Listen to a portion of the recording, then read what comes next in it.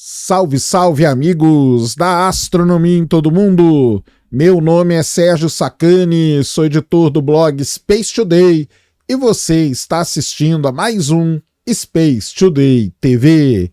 No programa de hoje vamos ver aí que um grupo de pesquisadores analisou o núcleo interno da Terra e descobriu que ele não é sólido como a gente pensava, mas ele é sim formado por uma matéria superiônica, algo muito interessante que pode explicar várias coisas, talvez a anomalia magnética do Atlântico Sul, as derivas, as simetrias e tudo mais.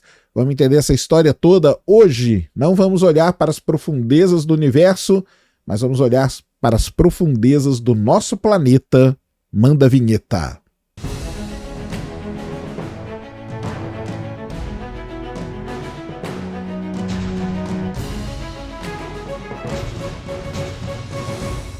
Muito bem, pessoal, vídeo novo aqui no canal. Antes do vídeo começar, você já desce aí, já deixa o seu like, já se inscreve no canal para você não esquecer durante o vídeo e para ajudar a causa da divulgação científica no Brasil. Essa semana vocês viram lá que deu problema com o José Marengo, né? Ele vai ser marcado de novo lá no Ciência Sem Fim e amanhã temos o grande Rafael Bittencourt, bater um papo com ele, muita história para contar, então se inscreva aí no Ciência Sem Fim, que eu espero todos vocês lá amanhã às 8 horas da noite, combinado?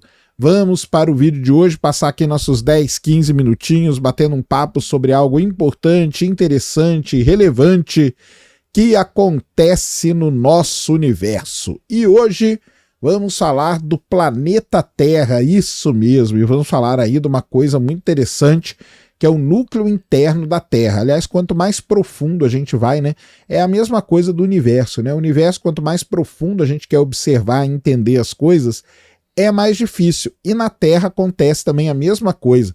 Então, normalmente a gente divide o planeta Terra em crosta, manto e núcleo. Só que a gente sabe que tem ali subdivisões, a gente sabe que é um pouco mais complexo que isso e às vezes são também formados ali por matéria, por elementos e o estado da matéria, principalmente, talvez seja um pouco diferente do que a gente sabe. Muito bem. A crosta, a gente sabe como que ela é, a gente vive aqui na crosta, então não tem muito mistério, mas quando você começa a descer, então, por exemplo, o manto, né, ele é composto principalmente de magnésio, ferro, dióxido de sílica, e o manto ele tem uma zona de transição que fica ali a cerca de 3.000 quilômetros de profundidade, que marca o contato com o núcleo da Terra. Quando a gente chega no núcleo, né, a gente tem o núcleo externo da Terra, que tem um raio de aproximadamente 2.200 quilômetros, e acredita-se que ele seja composto, na sua maioria, por um líquido, uma liga líquida, né, uma liga líquida de ferro e níquel. Esse seria o núcleo externo do planeta Terra. E aí nós temos também o núcleo interno, que tem um raio de aproximadamente 1.300 quilômetros, e a sua composição ainda é um grande mistério, principalmente para geólogos, geofísicos e tudo mais, né? Embora a maioria dos modelos assumam aí que o núcleo interno seja composto de uma liga de ferro sólida e cristalina.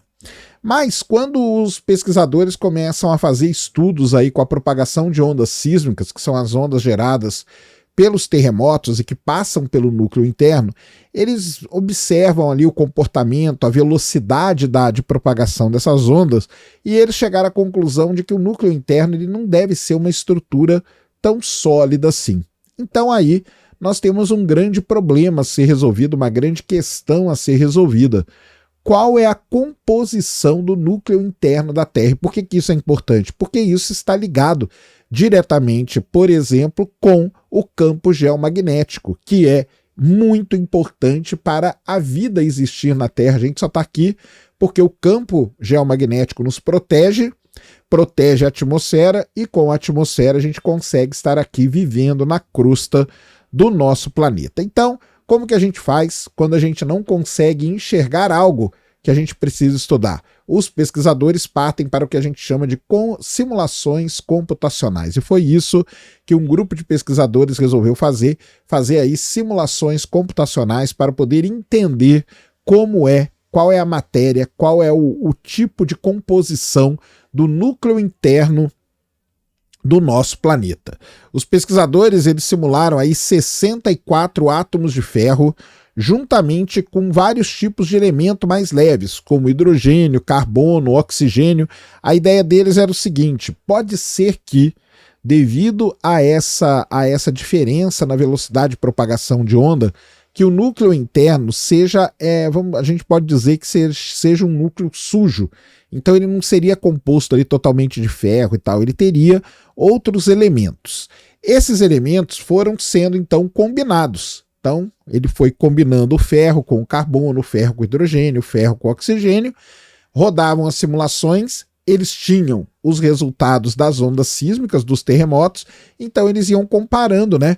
Para o modelo no final, ele tinha que reproduzir o dado que a gente tem. E o dado que a gente tem são as ondas, a propagação das ondas. Então eles iam mudando, combinando esses elementos e comparando com os resultados ali de propagação de onda sísmica para ver qual dessas combinações aí poderiam representar aquilo que a gente vê na verdade. É assim que a gente faz com a modelagem. Quando fizeram isso, eles descobriram então algo muito interessante, que o núcleo interno da Terra não é sólido, normalzinho, um sólido ali normal como a gente imaginava, mas ele é sim composto por uma rede de ferro sólida e por um líquido com elementos mais leves. Esses elementos mais leves são altamente difusos em sub-redes de ferro, ou seja, você tem o ferro e você tem o ferro combinado com esses elementos.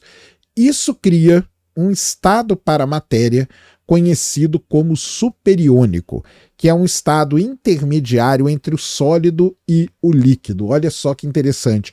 E uma coisa muito interessante, né? Líquido a gente sabe que ele não poderia ser, porque a gente detecta ondas S principalmente, né? Então o núcleo interno não poderia ser líquido, mas esse estado superiônico da matéria, que é um estado intermediário entre o sólido e o líquido, permite a propagação dessas ondas.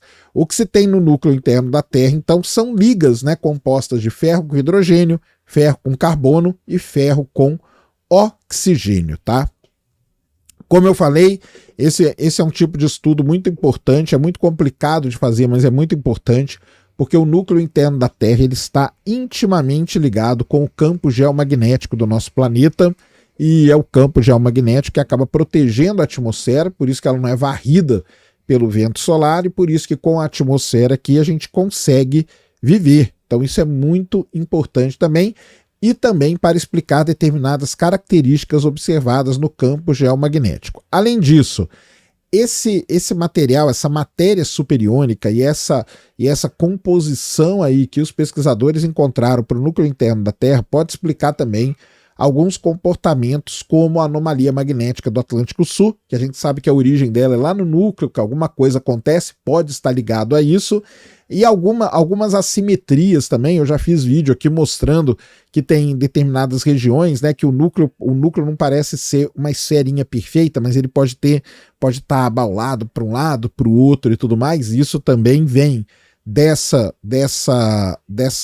estado da matéria, desse estado superiônico, e também pode explicar as derivas e tudo mais que a gente observa aí. Ou seja, muitas coisas podem ser explicadas agora com esse novo estudo aí que foi feito para mostrar como é a composição do núcleo interno da Terra. Lógico que eles continuam estudando, continuam modelando, continuam simulando, isso aí é sempre preciso para a gente poder fazer, para a gente poder entender o problema de maneira completa. Mas está aí então. Então, o núcleo interno da Terra deve ser composto aí de uma matéria estranha, uma matéria no estado superiônico. Olha que legal. Como eu falei também, né, às vezes é legal a gente dar uma parada e, ao invés de olhar para as profundezas do universo, como a gente está acostumado a fazer aqui, olhar também para as profundezas do nosso planeta e entender como esse nosso planeta, que é o único até agora que a gente conhece que sustenta a vida, como ele funciona direitinho. Beleza?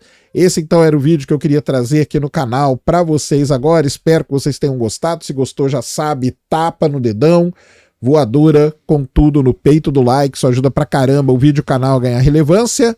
Nunca se esqueça do pacotão youtubístico, compartilha, favorita, se inscreve no canal se você ainda não é inscrito, deixa aí nos comentários o que você quiser saber. Tamo junto diuturnamente na luta contra a má divulgação científica no Brasil e contra a anemia na divulgação da astronomia no nosso país. Mais uma vez, meu nome é Sérgio Sacani, sou editor do blog Space Today e você acabou de assistir a mais um Space Today TV. Fui!